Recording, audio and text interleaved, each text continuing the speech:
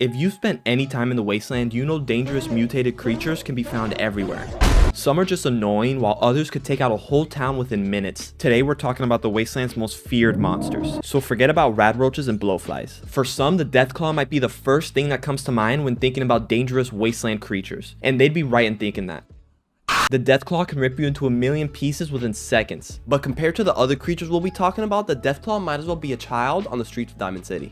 The Deathclaw. Many know of the Deathclaw, but not as many people know the Deathclaw wasn't mutated by the radioactive fallout caused by the Great War, but was actually engineered by the US government. Before the bombs dropped, the US government was working on a cheap replacement for human troops, for use during close combat search and destroy missions. They would genetically modify the Jackson's chameleon into the Deathclaws we see today. Although the project did work, the Deathclaw never saw battle, and it was only after the Great War where Deathclaws escaped into the wild and quickly spread across the Wasteland. The Deathclaw, being created for close combat, has very tough hide that is meant to protect them from any melee attacks that come their way.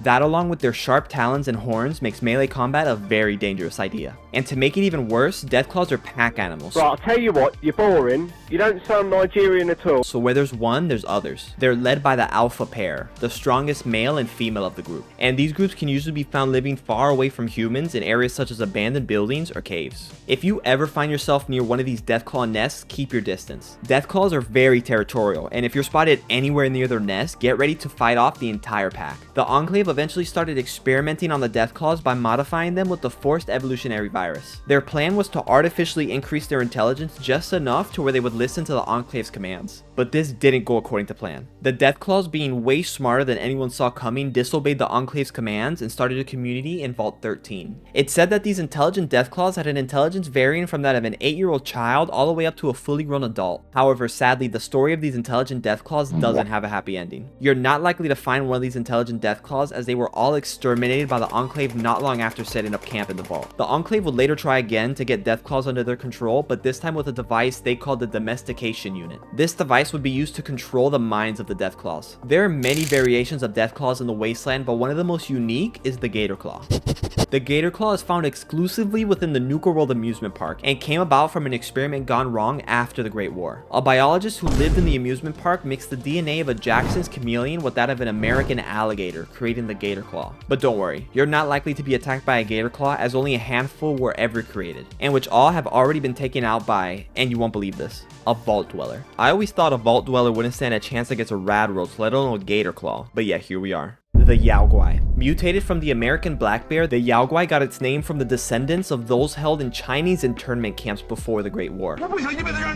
And when translated into English, means monster or demon. Yao Guai are one of the most vicious creatures in the Wasteland. They have razor-sharp teeth, huge claws, and they have little tolerance for the company of others. Yao Guai are so aggressive that they can be seen attacking almost anything that gets too close, be it a person, a Brahmin, or even a Deathclaw. Despite this high aggression, Yao Guai are actually very gentle with each other, and some can even be found domesticated. Help me! Help! The Radscorpion. Believed by the Enclave to be a mutated North American emperor scorpion, the Radscorpion not only mutated in size, growing 10 times its original size, but also its venom got way stronger. Before, where a sting would just cause some discomfort, now it'll give you a one-way ticket to the grave.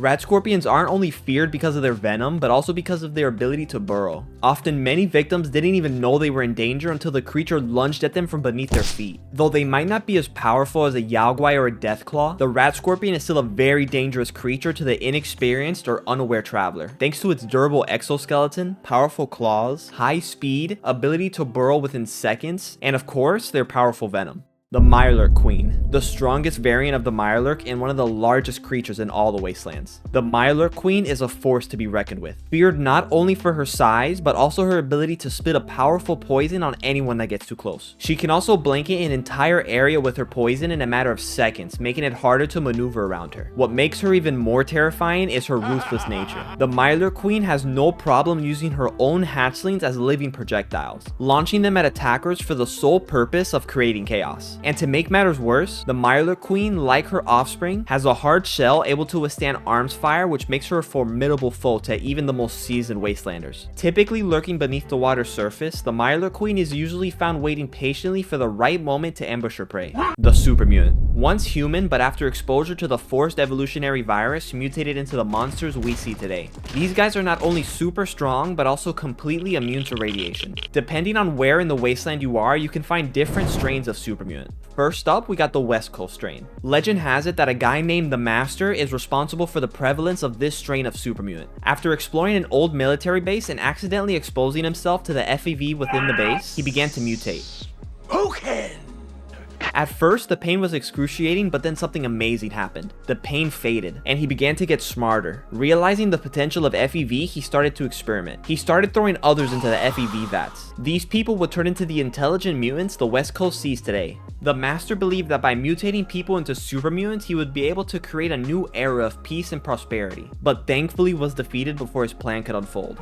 But his defeat did not stop the super mutants from spreading. Over the years, they were able to spread all over California and into Nevada. Around this time, a second generation of super mutants emerged. This story begins with the Enclave sending people to excavate an old military base. The same military base the Master had his exposure with FEV. While excavating the base, the miners were exposed to the FEV sealed inside, which resulted in their uncontrolled mutation. But this second generation of mutants are far less intelligent than their first generation counterparts. And the last strain of super mutants we can find on the West Coast are the Nightkin. These super mutants were the Master's elite, the mutants who, when exposed to FEV, gained the most intelligence. They were awarded with the finest equipment the Master had to offer, like their signature stealth boys. After the Master's defeat, the Nightkin scattered all across the West Coast, and can now be found addicted to the effects of their stealth boys, causing paranoia, brain damage, and even schizophrenia. But on the East Coast, the super mutants have a completely different story. All the mutants in the capital Wasteland can be traced back to Vault 87. And as many of us know, Vault Tech would run experiments on those who lived inside their vaults. And Vault 87 was no different. The inhabitants of the vault were being experimented on with FEV. And as we already saw with the Master, the FEV turned them into super mutants. But unlike the Master and his mutants, these super mutants lost all their intelligence, barely being able to speak and becoming very hostile. And for those in the Commonwealth, you can thank the Institute for your mutants. My sources tell me that while trying to create the Gen 3 synth, the Institute accidentally created these somewhat intelligent mutants. They're not as intelligent as those found on the West Coast, but they're still way smarter than the ones found in DC. And as many would expect, instead of dealing with their mistake, the Institute just dumped them into the Commonwealth and forgot about them. But as for how their numbers are growing, they don't reproduce in the way you think. There is no strain of super mutant that is able to reproduce naturally, with their only way of population growth being kidnapping people and forcing them into FEV vats. Oh, but don't worry,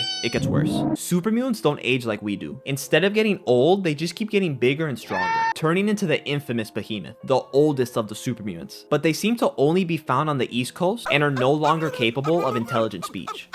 The Centaur. Staying on the topic of FEV abominations, we got the Centaur. There isn't much to say about them, but talking about the most feared creatures in the Wasteland and not talking about the Centaur just doesn't seem right to me. As a kid, these things used to scare the hell out of me. Not for its combat ability like most of the other creatures we've been talking about so far, but just off how it looks. I don't think I'm alone in saying the Centaur is one of the creepiest creatures in the Wasteland. Created first by the Master by mixing humans with other animals in the FEV vats, these West Coast Centaurs can sometimes be found with two heads, one of a dog and one of a human. But depending on where in the Wasteland you are, sometimes these Centaurs could look radically different. Like the ones found in the Mojave, which only have one head. As for the East Coast, they seem to only be found around DC and can be traced back to Vault 87 along with their super mutant companions. And just like those found in the Mojave, only have one head. You can often find Centaurs right along super mutants, as it seems the mutants like to keep them as pets. Thankfully, Centaurs aren't that fast, so if you do find yourself near one, just walk away and you should be good. And those are the Wasteland's most feared creatures. If you enjoyed the video and want to help me out, why not give it a like? And if you want to be notified when I upload again, don't forget to subscribe and hit the bell.